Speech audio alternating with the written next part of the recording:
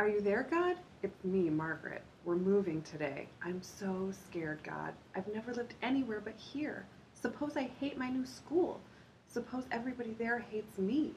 Please help me, God. Don't let New Jersey be too horrible. Thank you. We moved on the Tuesday before Labor Day. I knew what the weather was like the second I got up. I knew because I caught my mother sniffing under her arms. She always does that when it's hot and humid, to make sure her deodorant's working. I don't use deodorant yet. I don't think people start to smell bad until they're at least 12, so I've still got a few months to go. I was really surprised when I got home from camp and found out our New York apartment had been rented to another family and that we owned a house in Fairbrook, New Jersey. First of all, I never even heard of Farbrook. And second of all, I'm not usually left out of important family decisions. But when I groaned, "Why New Jersey?" I was told Long Island is too social, Westchester is too expensive, and Connecticut is too inconvenient. So Farbrook, New Jersey it was, where my father could commute to his job in Manhattan, where I could go to public school, and where my mother could have all the grass, trees, and flowers she ever wanted. Except I never knew she wanted all that stuff in the first place. The new house is on Morningbird Lane. It isn't bad. It's part brick, part wood. The shutters and front door are painted black. Also, there is a very nice brass knocker.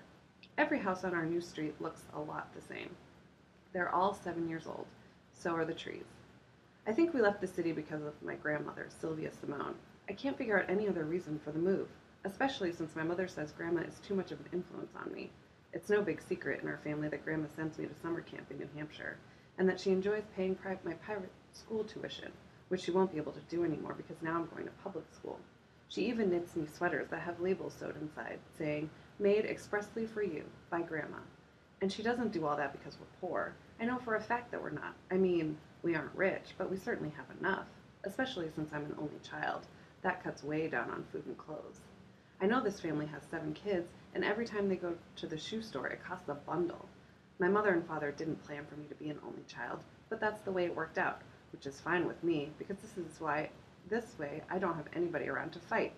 Anyhow, I figure this house in New Jersey business is my parents' way of getting me away from Grandma. She doesn't have a car, she hates buses, and she thinks all trains are dirty. So unless Grandma plans to walk, which is unlikely, I won't be seeing much of her. Now some kids might think, who cares about seeing a grandmother? But Sylvia Simone is a lot of fun, considering her age, which I happen to know is 60.